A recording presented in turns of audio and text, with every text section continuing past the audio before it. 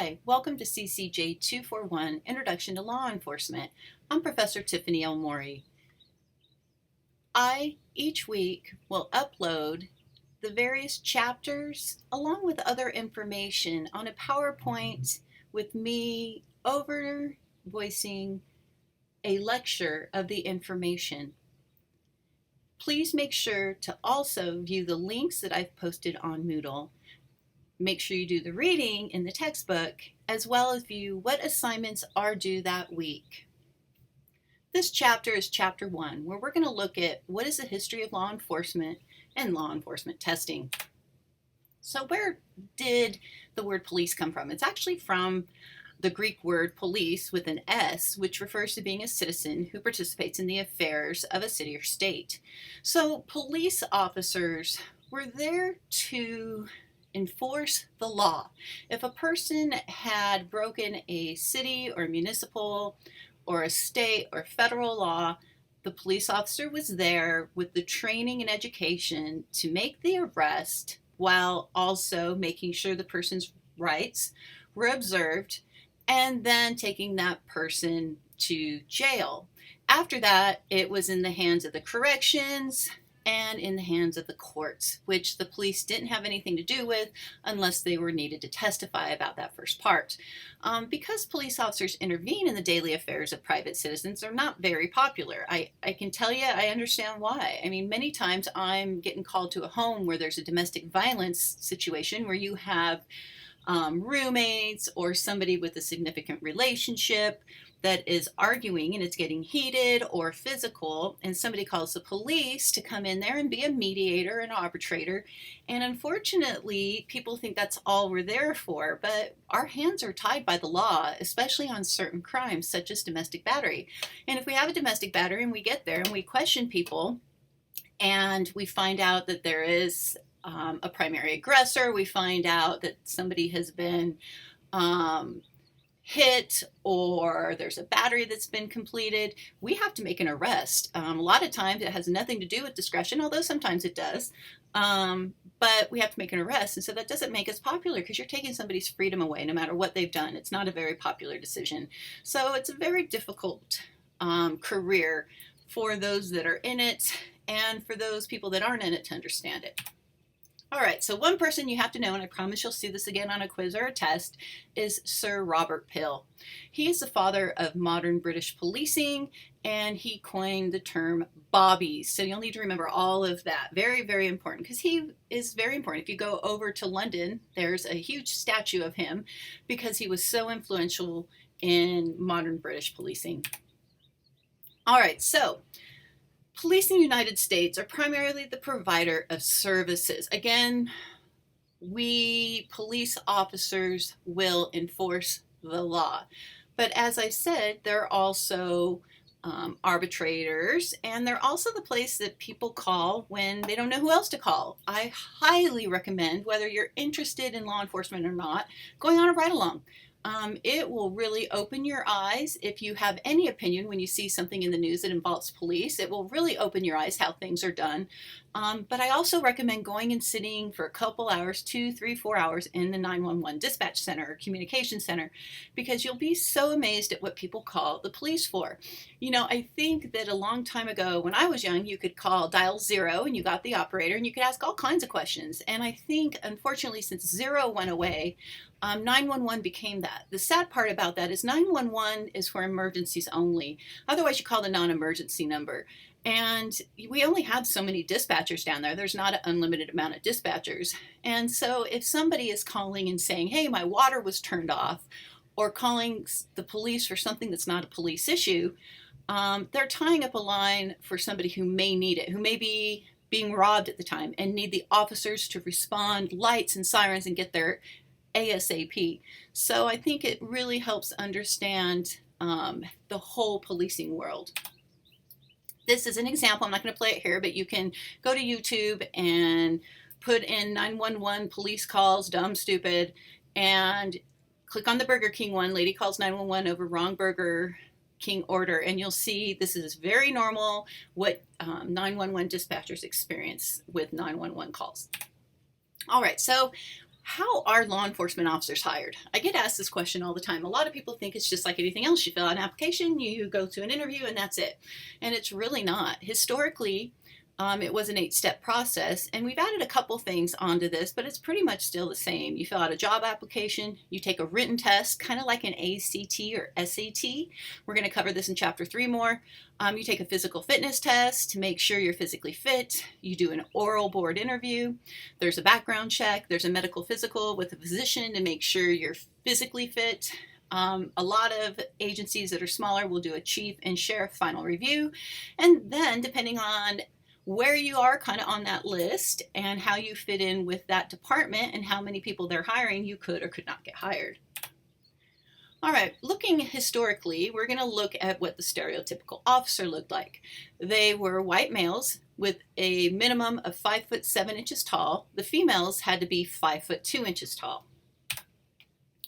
All right, so we're going to look at the policewomen. On the right, you'll see a picture, red circle. She's actually a policewoman. Yeah, she's not in uniform because policewomen back historically were matrons. They only performed matronly duties, which meant going to skating rinks, doing curfew violations, anything that had to do with juveniles, and they had no typical police uniform. They generally started out at the Pinkerton Detective Agency, where they held jobs as investigators, private investigators. They built their credibility, and then they would apply for policing jobs. But again, they were matrons, and they wore skirts, and they didn't have uniforms, and they only had womanly duties. All right, let's look at the 6 eras of women in policing, and then we'll look at the new 7th era. Number 1 is forerunners. That's back in the 1820s. Then we kind of transformed to the early policewomen in the 1900s. Then there were the Depression losses. Era 4 is World War II. Era 5 in the 50s is paving the way for patrol. So women were paving the way to come to patrol. And then number 6, because of legislation and civil rights action, women become crime fighters. In my textbook, I've added a 7th era of women in policing, which is called Women Are Accepted as Co-workers.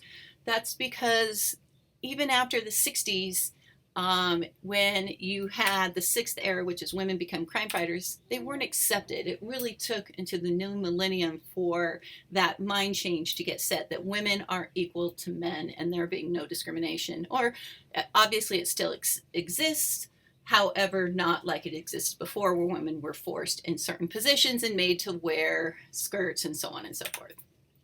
All right, let's look at the first 3 policewomen. The first was Marie Owens in Chicago, 1891. Second is a local girl, Lola Baldwin, 1908, Portland, Oregon. And third was Alice Stebbins.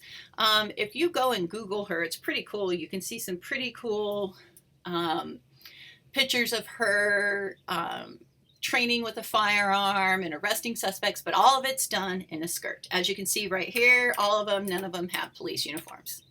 All right, and the second person you need to remember, other than Sir Robert Peel, is August Vollmer. You'll see him again. He was important because he's really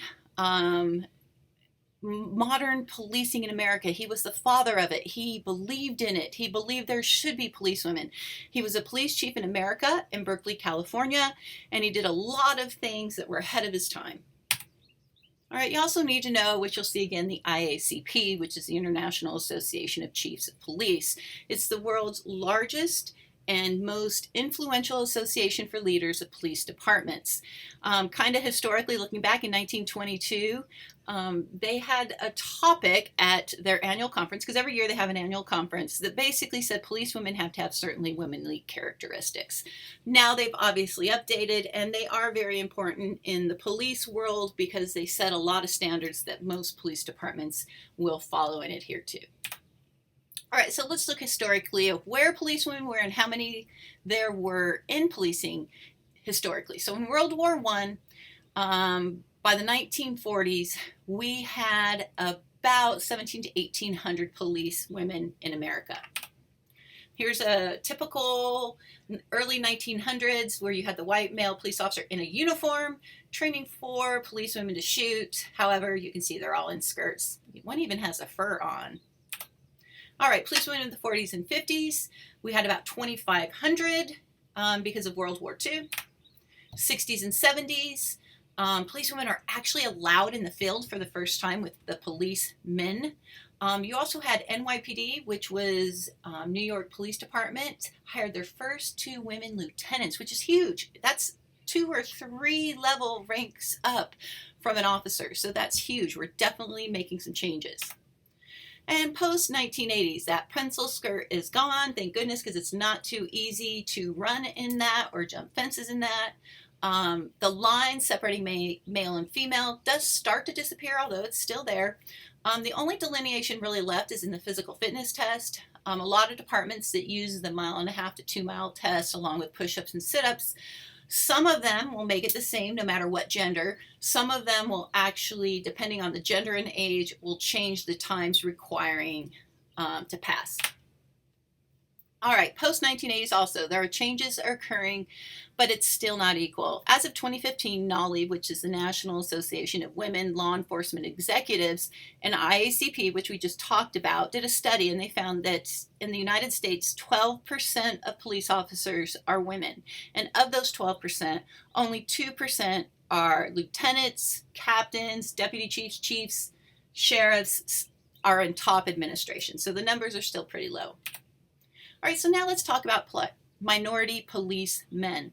There's not a lot of historical information on Latino or Asian American officers. However, there is literature on Black officers, and it shows a lot of similarity in the discrimination towards police women that Black policemen faced. Black officers were first employed in 1861. And they were only allowed to work in Black neighborhoods, and they were segregated due to white citizens not accepting of Black officers. Black officers were accepted in the military and federal law enforcement, but they could not accept whites.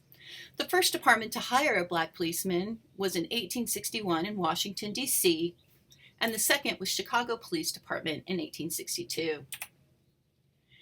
If you want to pause here, you can look at the other cities that hired Black officers in the years that they did that, along with the first Black police chief that was hired in 1874 in Jackson, Mississippi. So this is a look at how many Black officers there were throughout the years. In 1952, there were 252 Black policemen in cities with population over 5,000.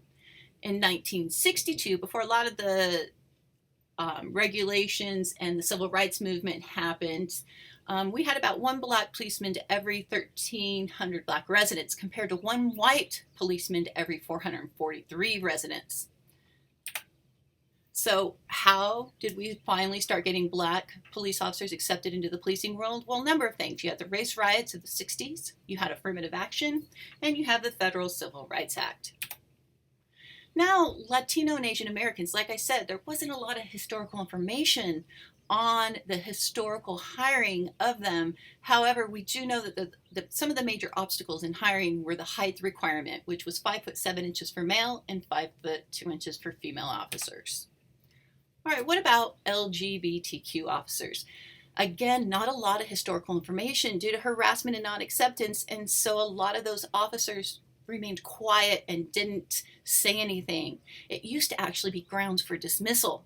But due to harassment and bullying of LGBTQ officers, there's departments that have zero tolerance policies. And even Los Angeles, New York, Seattle, and many other departments now actively recruit LGBTQ officers and have liaison units staffed with LGBTQ officers.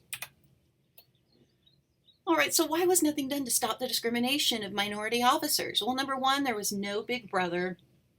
Number 2, we didn't really understand administration and how important supervision was until Stanford Prison Experiment in 1971, where we saw just an experiment, kind of like a play of what would happen when supervision isn't there and watching what's being done. And then we saw Stanford Prison Experiment kind of come to life with Abu Ghraib Prison in Iraq in 2003. And we've learned a lot from those things. And the policing world has made a lot of changes. So what did the Title VII of the 1964 Civil Rights Act do? Well, it said that employers cannot discriminate because of race, immutable characteristics, color, religion, sex, national origin, sexual orientation, and it extended regulations to government agencies in the 70s as well. All right, now we're going to kind of flip a little bit. We're going to talk about the hiring frenzy that happened in law enforcement around the 90s and the new millennium, and how that affected the policing world. So many departments out there lost a large number of officers because of baby boomer retirements, or what we call attrition, military call-ups, new generational expectation, organizational changes. Baby boomer call-ups it was a generation of baby boomers after the World War. You had the hugest we've had in forever, babies born in the 40s and 50s. And so those officers around the 90s and new millennium were retiring. A large amount caused a max exodus and had all these open positions for police officers we had to hire. You also had the terrorist attacks that happened, and you had a lot of military call-up because a lot of police officers were formerly in the military. So what happened is you had new recruitment divisions whose sole purpose was, in the 1990s and millennium, to hire as many new police officers as they could. Signing bonuses were offered, all in an attempt to lure the best candidates, and different agencies were fighting to get those best candidates. There just wasn't enough of those top candidates that could pass all of those testing processes that are done in the hiring process to get hired. And so what happened is the qualifications were lowered.